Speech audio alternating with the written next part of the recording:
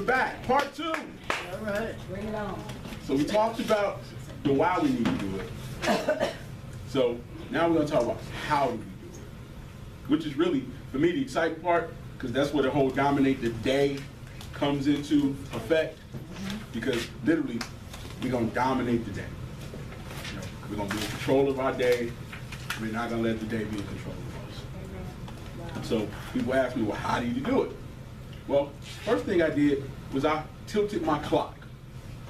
And what tilting your clock is, it means that you take your awake hours and you put them where they're most efficient. So I used to be kind of, I guess, a night owl, but just a person who wasn't able to transition to bed. You know, so I would end up on the couch, fall asleep on the couch, I'd be clicking the TV. But what I did was, I took those hours on the end and I added them to the front. So now, I get up at 4 in the morning, usually about 5, but most of the time about 4 o'clock. Everybody's face dropping. I get up at 3. Wait a minute. Can we go Earlier. What was the question? You answered the question, right? No, I said I get up at 4. And they asked, how did I do it? How did you do? How did you do? How did I become the person I am now? Okay. So I get up about 4. Now the reason I get up at 4 is because I need to get what I need to get done before the rest of the world catches up. You look at Jesus. Jesus had to steal away. So my 4 o'clock hour, that's my steal away time. That's my time for me to hydrate, because you got to start your day off with some water, get your heart rate up, and most of us don't get our heart rate up. Now it's important to get your heart rate up because you're going to get out of bed, you're going to be sluggish. Your body's still trying to control you. It's still trying to convince you to get back into bed. It's still trying to say that we not ready. So you have to move on purpose. So whether it be deep breaths, whether it be just shaking it off, you know, whether it be putting your phone on the other side of the room, so you have to get up and walk to the other side of the room to get it. You have to do something to get the blood flowing. Now, once I get my blood flowing and I get awake, then that's my positive thinking, meditation, prayer time. Now, I pray a little bit different than probably most people, I think. At least I think I do. Because my prayers are not about things that I need. You know, the Bible says in Matthew that he already knows what you need. That's right. Before you even ask him. So, what do you want me to do? Who do you want me to bless? What do you want me to achieve? I am listening literally for my directions. This conversation is, how do I get better? Where do I need to go? Who do I need to call?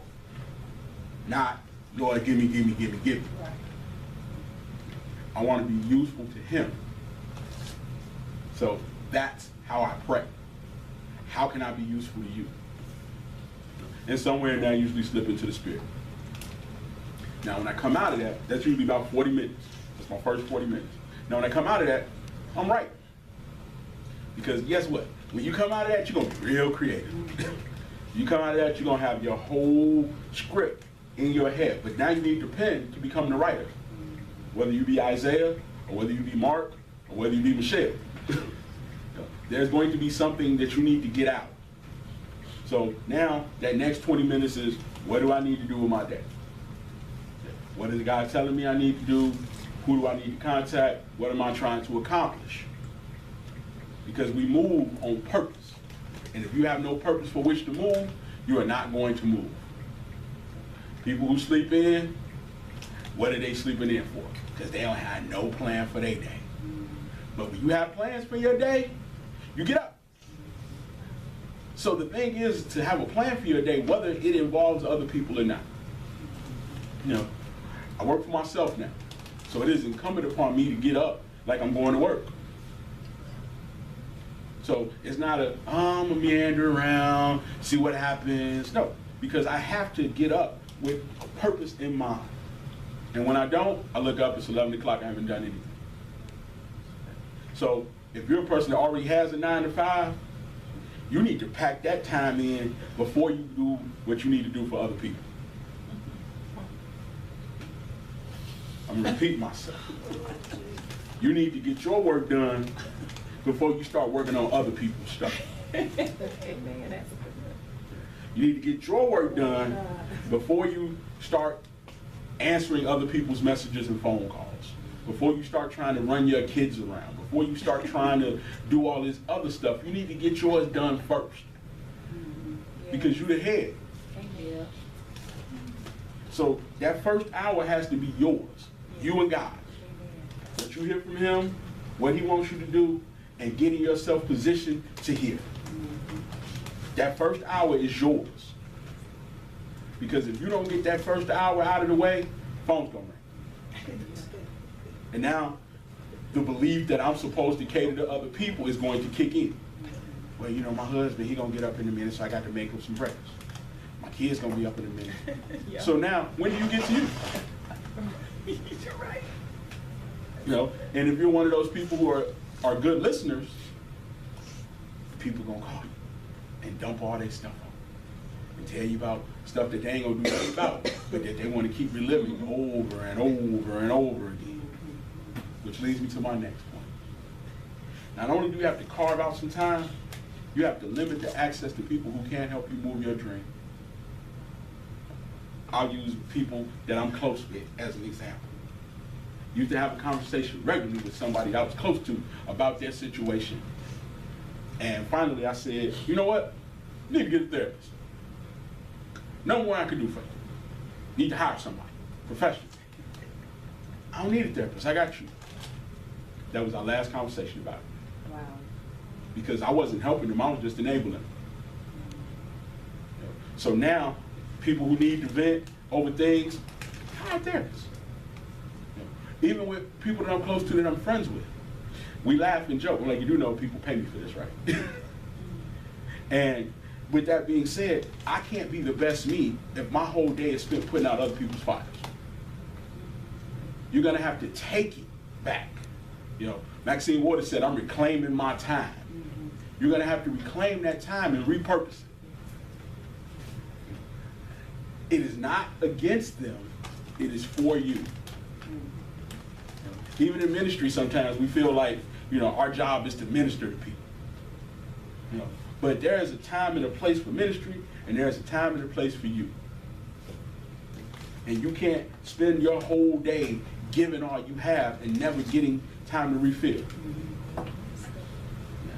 Now, the next step for me is learning time. Because like I said, I gotta get mine out the way first. That way I know I got it. It's learning time. So, what am I reading? What am I watching? Audiobooks work for me. You know, I'm an Audible person, so audiobooks worked for me really well. When I started to work on this whole vision, it was audiobooks and YouTube. Now, cool thing about YouTube is that if you got a good phone, it can play in the background. So you don't necessarily have to sit there and watch over it to hear it. But start figuring out areas of your life that you need to grow.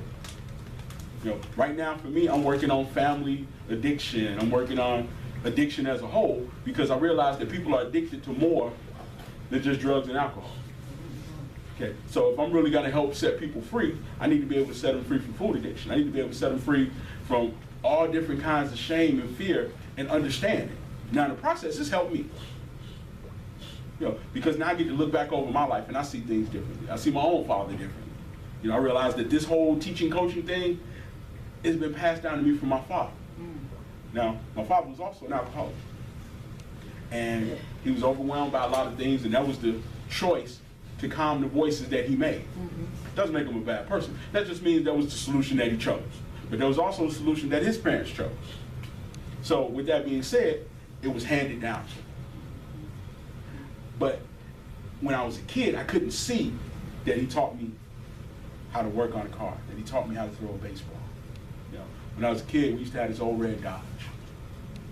My mom and myself went to Dodge, went to the mall, came back, on the way home, car stops. Okay. Back then, dating myself and telling my age a little bit, we didn't have any cell phones. So with that being said, either you had to hoof it, or you had to hope the kindness of a stranger came back. Neither one happened. So now it's me and my mother, we sitting out here in the car that stopped. I say, we got a screwdriver in the glove compartment, just get the screwdriver. Well, what are we gonna do with the screwdriver? I'll show you. So as like a 9-year-old kid, I'm literally standing on the engine, putting the screwdriver in the carburetor. How that really works, I don't know. But I know that's what my dad showed me how to do, And that's what I did. She turned it, it cranked, we got home. On the way home, she asked, well, how'd you know to do that? My father showed me. Remember, all my fondest memories of my father are him teaching me how to peel a potato. Still to this day, I peel potatoes, I think of him. So with that being said, you have to learn how to do something. And if you don't learn how to do it, how do you pass it on? So those were the things that my dad passed on to me. But watching these videos about addiction and family structure is what sparked that memory. And I cried a little bit, and I laughed a little bit, because he's been gone since I was 21. But he still lives on the things that he's taught me. Absolutely. He's left a legacy of me. If nothing else, I could peel a potato. Right. And there are a few other things that he gave me. He talked about mother wit. At the time, I didn't speak the language, so I didn't really know what mother wit was. But it's just basically common sense. But I got that from him. But I never would have seen that I got that from him had I not been studying this stuff to help other people. Okay. So you have to do your work. This therapy work that I watch other people do has helped me transition in my own life out of areas of darkness. But if I never admit that I need the help and seek the help, how do I get better? How do you get better if you're not intentionally working to get better? I at least got an hour every day, at least. Now, most days I probably got 3 or 4 because I got a little bit more time to do it than probably the average person does. Or maybe I don't, but I choose to. So you got to pick something to get better at. I'm on the radio. I listen to the shows. How could I have been better? What questions could I have asked differently? So I'm reviewing daily. I'm getting feedback daily on how I'm doing. Daily. If I have a coaching client, I want to know why they chose me as a client. If I get a workshop, I want to know why they chose me. Since friends, one of the things I said, okay, well, why did you do what you did? She said, well, God told me. Okay, well, God is interceding upon my behalf. Great, I need to know that. So that I do what I need to do with that. But if we don't get the feedback and we don't do the work to know if the feedback is working, how are we going to get better? Even Jesus said, well, who do these men say I am? He wanted to know. How do I know if I'm effective if I'm not asking people? So you cannot be ashamed of getting better.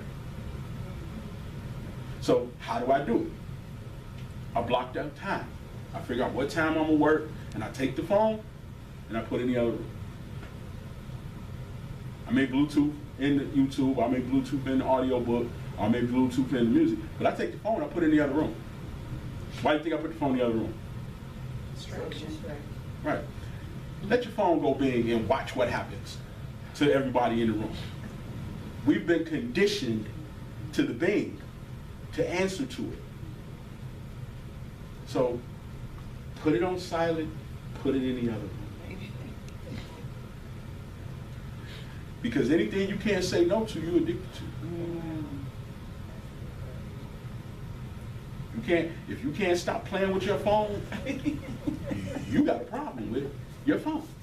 And we give these phones to kids. So now we have kids who up in the middle of the night after we go to sleep, playing on their phones. Addicted to their phones. So now when they get up and go to school in the morning, they're tired. They can't perform at a high level. They're falling asleep on the desk. Because of the phone. So again, how did I do? Next thing is I took my Saturdays. I took my free time and I devoted my free time to getting the things that I needed to do to get better. And in my case, it was writing a book. So Saturday, I was writing. Sunday, I was writing. Other people were going out. I was writing. Now, there's the marshmallow theory. Let me give you some scientific stuff. They take these marshmallows, put it on the table. They tell a kid, I'll give you 1 marshmallow, but if you don't eat that marshmallow, when I come back, I'll give you 2. Now, the study shows that the kids that were able to self-soothe and able to control themselves and not eat that marshmallow are more successful than the kids who ate the marshmallow. So you're gonna have to deny yourself. You're gonna have to conquer your flesh in order to get what you want. So if I can't forego going out, if I can't forego conversations, if I can't forego some of the comfortable things of life to get what I want, then I'll never get it. It just won't happen. You can tell me all day what you want, but if you don't do what it takes to get it, it's not going to happen. Because like I said in the first session, you good enough, your skills aren't. Right now, your skills are not good enough. Your skills are not good enough to feed you. So what do I need to do to get my skills to the point where they feed me? That's why you hire a vocal coach. That's why you have vocal lessons. That's why you sit and you study under somebody who has done it already. Peter wasn't ready when he met him. But he spent 3 years with the best coach money could buy, on this side of heaven or the other. So if you spend 3.5 years with the best in the business, you're supposed to get better. But just like he told the rich man, you gotta leave this stuff behind. So I had to leave that stuff behind. I wasn't going out because I wanted to be somebody who was just saying, I don't go out no more, I don't drink no more. No, I'm trying to be better because God has given me a mandate and I'm gonna do it. It's not about the perception of other people, this is about what God has given me. So if God has given it to you, you have to deny the stuff that's gonna keep you from it. I started going to the gym. Got to add working out to your regimen. Not just to be healthier, but because physically fit people are more ambitious. Because they get oxygen, and they get endorphins, and they get dopamine that creates this level of ambition and possibility and hope that you don't get. You know, they call it runner's high for runners. You know, have you ever had a little workout, a little exertion, move some stuff around the house? Now for a few minutes you feel tired, but then about 2 or 3 minutes later that second wind kicks in and you ready. And they looking at you like, well, what's up? Like, let's do something else. You're more ambitious. I get up with new energy now that I didn't used to have. Why? Because I work out. So now I'm hopping up and down, I'm running up and down the stairs. I got no problems getting up and doing what I need to do because I've been conditioned physically to do it. So you gotta add some working out to this thing. It's a must. It's a must. You ask me what I did, I'm telling you what I did. I'm telling you that you need to walk, you need to drink water, you need to eat better. If nothing else, and I'm gonna use myself as an example, if nothing else, so you don't have to spend money on trying to medicate an ailment that could be moved towards something else. When I first started this thing, I ended up in the hospital. Sugar was 583 or something like that in the morning. A1C was 9.8. They came through there and treated me, you know, like the coolest thing on earth because I had good insurance. Like, yeah, what else can we do for you? You know, nutritionists, cardiologists, everybody. Nice suits on. And I realized I'm paying these people. True. My disobedience is paying them. So now I go to the Walgreens. Shout out to Walgreens. Look, we go to Walgreens and they run down all this stuff that I'm supposed to have on these scripts. Tell me $167.